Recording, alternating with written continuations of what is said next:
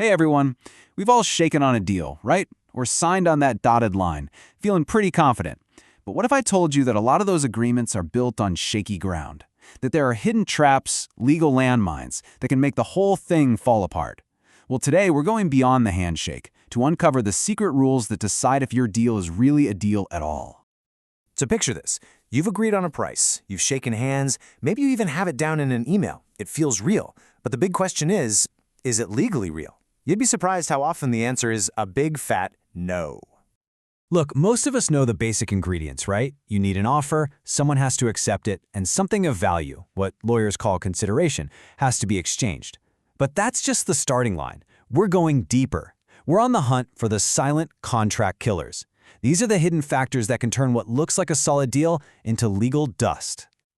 All right, our first contract killer is all about the players. Before you even get to the terms of a deal, the law asks a really simple question. Are the people sitting at the table even allowed to make a binding promise? This whole idea is called having the capacity to contract.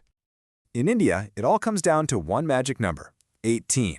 Thanks to a law that's been around since 1875, you have to be at least 18 years old, the age of majority, to have the full legal power to enter into a contract. If you're 17 years and 364 days old, sorry, the rules are completely different. So what happens if you do make a deal with someone who's under 18? The law has this fancy Latin phrase for it, void ab initio. And it means exactly what it sounds like, void from the very beginning. It's not just canceled or broken, it's legally treated as if it never, ever happened in the first place. And listen, this isn't some new rule. This idea was carved in stone way back in 1903 in a super important case. And the reason for it is simple. It's all about protecting minors, protecting them from being taken advantage of in deals they just might not fully get. But, and this is a huge but, there's a fascinating exception to this rule. It's for things called necessaries. So, you can't force a minor to pay back a loan for a new video game console. That's void. But, if you've supplied them with essentials, we're talking food, tuition for school, a safe place to live, their property can be used to pay for those things. It's a key distinction. The minor isn't personally liable, but their assets can be. You know, capacity isn't just about how many birthdays you've had. The law also says a person has to be of sound mind when they make the deal. And what that means is, at that exact moment, they have to be able to understand what they're agreeing to and form a rational judgment about how it's going to affect them. Okay, so let's say everyone at the table has the capacity to make a deal. We're still not in the clear. Our next contract killer can stop a deal dead in its tracks, and it's all about consent. For any contract to be valid, the yes from each side has to be genuine. It has to be freely given without any funny business. So what kind of pressure corrupts consent? Well, the law is super specific here. It lists 5 big flaws of consent: coercion, undue influence, fraud, misrepresentation, and mistake.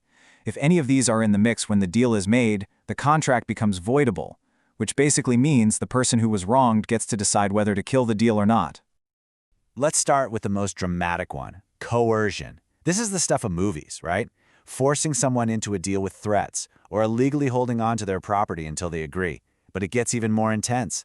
One of the most powerful examples is that even a threat to commit suicide to get someone to sign something is legally considered coercion. Next up, we have something much more subtle, undue influence. Now, this isn't about physical threats.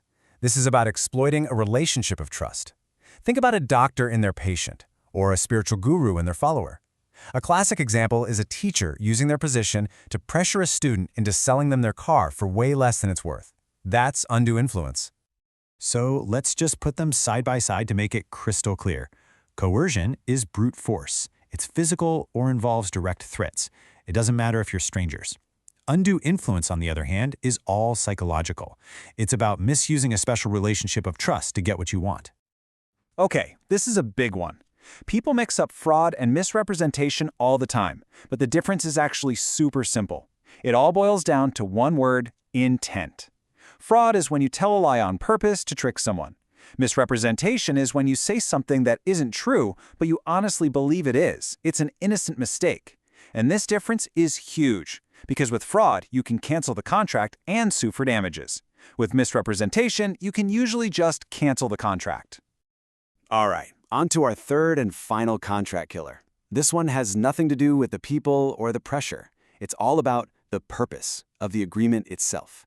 You can have two adults of sound mind who freely agree to something, but if the goal of that agreement is illegal or just bad for society, it's completely worthless. The law calls this having a lawful object. And the list of what's forbidden is pretty wild. Of course, it includes the obvious stuff, like an agreement to commit a crime. But it also includes things you might not think of, like trading with an enemy nation, or an agreement where you pay someone to drop a criminal case. Even paying for a government job or paying someone to find you a husband or wife, that's a marriage brokerage agreement, are considered against public policy and therefore totally void. Phew! Okay, so we have officially navigated the entire minefield. We've seen all the ways a deal can die. So the real question is, how do you make your agreements solid? How do you make them bulletproof? Let's wrap it all up in a simple, straightforward checklist. Here it is, the ultimate cheat sheet. To make a deal stick, you need these three things. First, capacity. Everyone has to be an adult of sound mind. If you miss this, the contract is void. Poof, it's like it never existed. Second, a lawful object. The goal has to be legal and good for the public. If not, again, the contract is void. But now look at that middle one, free consent. If there was some kind of pressure, like fraud or coercion, the contract is voidable. And that's a massive difference. It means the victim, the wronged party, gets to choose. They can either kill the contract or decide to go through with it anyway. The power is in their hands. So, the next time you're about to make a deal, doesn't matter if it's big or small, you'll see it so much more than just a simple promise. It's a structure with hidden rules and potential traps. So my final question for you is this. Now that you know about these contract killers, which everyday agreement in your life are you going to look at in a completely new light? Think about it.